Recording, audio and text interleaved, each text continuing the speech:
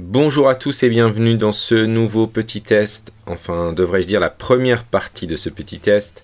Nous allons enchaîner sur la chaîne les tests sur le Philips PicoPix Max. Alors pour moi, déjà maintenant, avant même d'avoir fait tous les tests, c'est l'élément qu'il nous manquait en tant qu'enseignant de PS, en tant que travailleur nomade. Ce qu'il nous manquait, c'était un vidéoprojecteur autonome, donc qui a une batterie, avec lequel on puisse avoir une qualité d'image correcte. Donc on va pas parler de trop de technique, mais en termes de luminosité, c'est correct. Alors bien sûr pas dehors en pleine lumière, aucun vidéoprojecteur ne fait ça, surtout autonome. Mais en intérieur, la qualité est vraiment plus que correcte, et surtout avec la possibilité d'envoyer sans fil les informations de ma tablette, de mon téléphone, de mon ordinateur. Et ça pour les marques Apple, mais aussi pour les marques Android. Alors Android, ça existait déjà sur pas mal de projecteurs, mais pour tout ce qui était AirPlay d'Apple, c'était beaucoup plus compliqué. Et là, je crois que nous avons tout trouvé. Alors, on y va, c'est parti. Première étape, les caractéristiques techniques.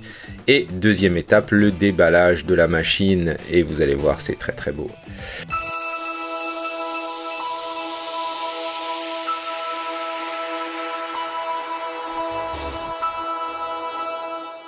Alors, on y va, c'est parti. Donc, taille du PicoPix. Donc, on est directement là sur le site de Philips.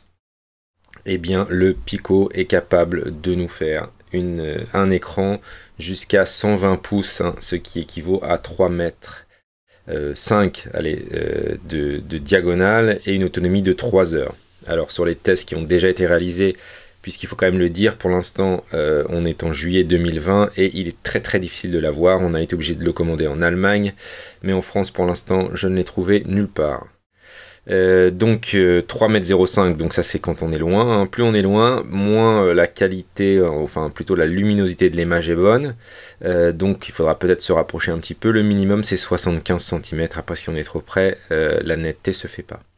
Il peut se connecter en Wi-Fi et en Bluetooth, voilà, jusqu'à 3 heures d'autonomie. Alors c'est ce qu'on disait, les tests pour l'instant qui ont été faits, c'est plutôt 1h40 à pleine puissance, et après en mode économie, on est un tout petit peu en dessous des 3 heures. Voilà. En gros là, le principe de l'autofocus, c'est que on le pose sur le pied et qu'est-ce qui se passe? Il se règle automatiquement. Il règle le trapèze et la netteté. On peut quand même le faire manuellement avec la télécommande. Il y a un lecteur multimédia intégré où on peut lire un maximum de fichiers, donc on fera ça, on lira un maximum de fichiers sur clé USB, sur carte micro SD directement intégrée. Plein de connectivité, donc de l'HDMI, une carte micro SD qu'on peut intégrer, de l'USB et même de l'USB-C. Voilà, la possibilité de brancher aussi directement un casque ici ou une enceinte en fil, enfin de manière filaire.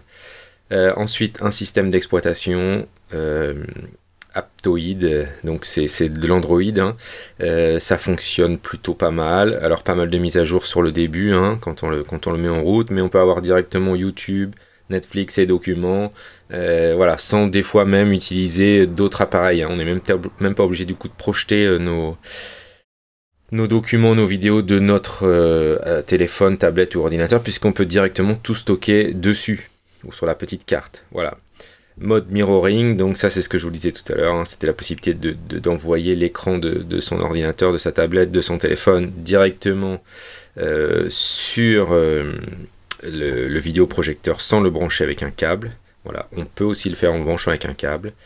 3 heures d'autonomie, donc voilà, on peut être dans un gymnase, à la piscine, dans une salle de réunion, et du coup le brancher. Alors très pratique là, même si c'est pas aussi bien qu'un clavier encore, il y a un petit pavé tactile sur le dessus qui permet notamment de taper les mots de passe et de déplacer une souris, ça fait gagner beaucoup de temps. Voilà. On peut aussi connecter en Bluetooth ou en filaire un clavier, ou une souris, donc ça c'est très pratique, je vous le disais tout à l'heure, pour taper les mots de passe c'est interminable. On peut aussi le connecter en Bluetooth sur des enceintes externes, donc si on veut augmenter un petit peu la qualité du son, c'est du stéréo mais c'est vraiment pas suffisant. Voilà, hein, au niveau du son, bon voilà, c'est bien quand on est dans une chambre, ça c'est parfait. Après, quand on est dans une grande pièce, ça va pas suffire. Et voilà, jusqu'à 3 mètres, sans avoir beaucoup de recul en plus. En termes de qualité, on est en 1920 par 1080 pixels, donc c'est du HD. Et sur le reste, voilà, il y a une mémoire interne de 16 Go qui pourra toujours nous servir. Ah, aussi, c'est du Bluetooth 5.0, hein, donc du coup, plutôt qui consomme beaucoup moins d'énergie, hein, au niveau de la batterie du vidéoprojecteur. On se retrouve tout de suite pour le déballage du Pico projecteur PicoPix Max de Philips. Alors c'est parti, voici la belle boîte du PicoPix Max. Voilà, donc au dos nous avons quelques informations, hein, concernant le fait qu'il y ait des multi-chargeurs internationaux, hein, on puisse l'utiliser dans les pays de l'Europe, connectique USB, petite pochette, tripod, quick start, etc. etc. Nous avons un beau packaging, hein, avec sur le côté gauche la petite ouverture. Nous avons donc les caractéristiques, 850 lumens, Full HD, 305 cm, Bluetooth, etc. etc. Ensuite, pour l'ouvrir, eh bien, c'est très simple. Vous avez la petite languette tout en bas, ici, crac. Voilà.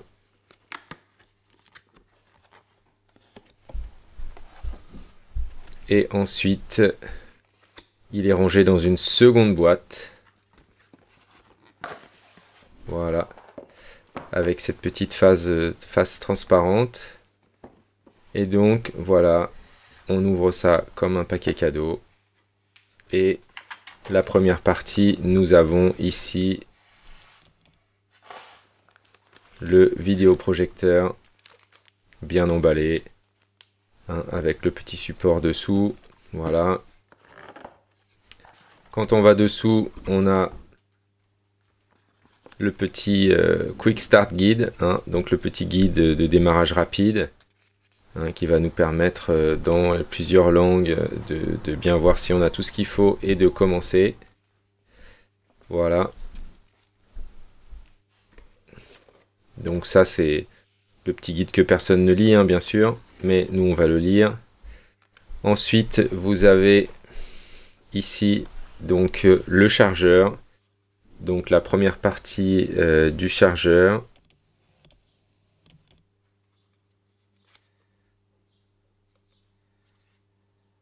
Avec de l'autre côté le port USB-C. Donc nous on va brancher la partie française sur le chargeur. Voilà, donc il suffit de faire glisser, hop, la partie ici du chargeur. Et nous avons ici la partie pour les pays anglo-saxons. La prise un petit peu différente de chez nous. Ensuite, quand on enlève les cartons, qu'est-ce qu'on a dessous? On a une autre petite boîte. Donc c'est plein de petites boîtes surprises.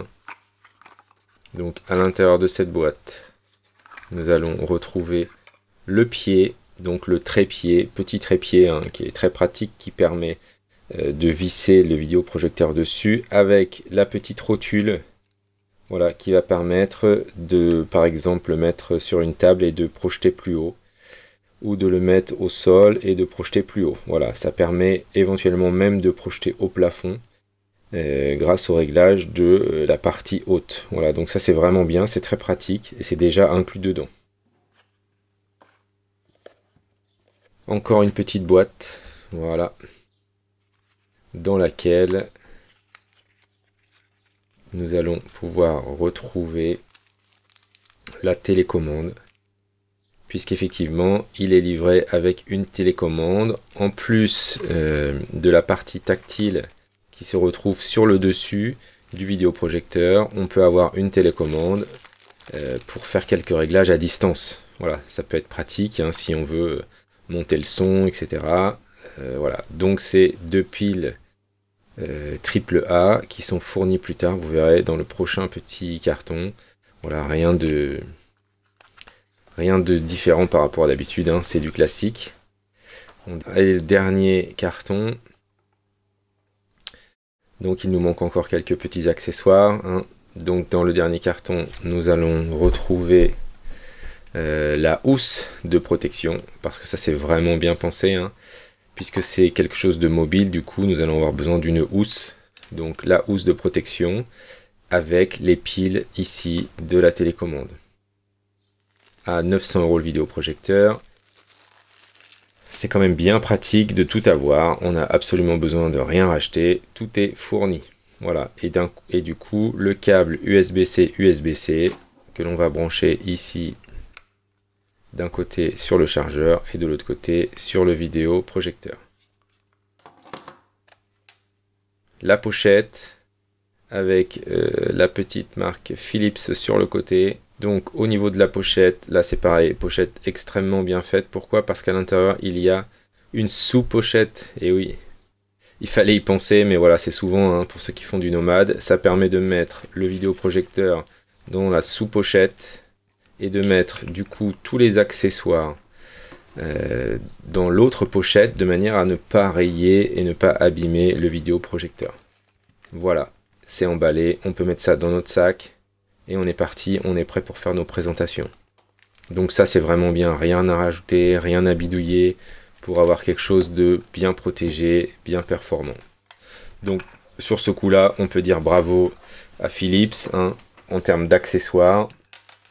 Il n'y a plus besoin de grand chose, une petite carte SD éventuellement, un câble HDMI si vous voulez raccorder en HDMI, mais voilà, c'est même pas obligatoire avec toutes les fonctionnalités qu'il y a, on a vraiment tout à l'intérieur. Voilà le package qu'on a pour 900 €, le vidéoprojecteur, le pied avec la rotule qui se bouge au-dessus, la télécommande fournie avec les piles, le chargeur France, Europe avec le câble USB-C, la pochette et le guide Quick Start.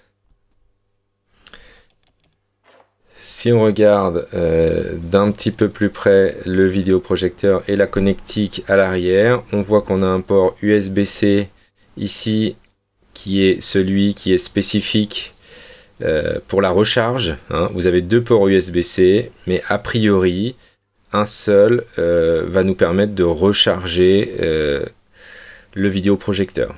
Voilà. Ici, lorsque l'on met la recharge en route, on a la petite LED rouge qui s'allume et elle passera en bleu lorsque le vidéoprojecteur sera totalement rechargé. Dernier petit tour de la connectique, le bouton Power, la carte micro SD, le port HDMI, le port USB 3, le port jack et le port USB-C pour les médias et le port USB-C pour la charge. Et dessous, le petit support, voilà, sur le côté, les grilles d'aération et les haut-parleurs. Devant la focale avec le laser pour faire la mise au point. Et sur le dessus, la LED de charge, le bouton retour, le bouton home, le bouton menu et pour augmenter et baisser le son. Et au centre, vous avez la partie tactile. Nous avons vraiment hâte de poursuivre les tests avec ce PicoPix Max de chez Philips, donc pour 899 €. Pour l'instant, il n'est pas encore disponible en France au moment où nous faisons la vidéo. Nous allons vraiment essayer de décortiquer chaque point de ce vidéoprojecteur. Mais si vous avez besoin d'une information en particulier ou en priorité, n'hésitez pas à nous lire dans les commentaires. Et on va privilégier ce point-là dans nos tests. Merci à vous et à bientôt.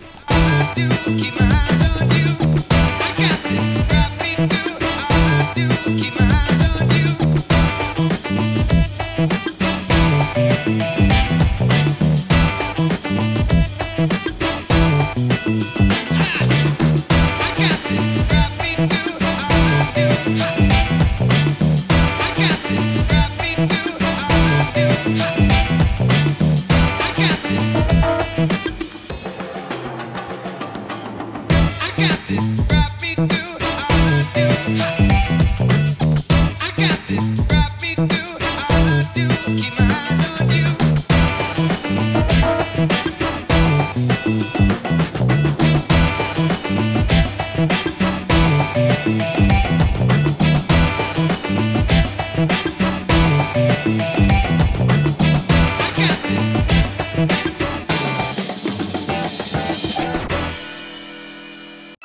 Merci à tous d'avoir suivi ce tutoriel vidéo. N'hésitez pas à vous abonner pour ne rien manquer de la chaîne Test Matos.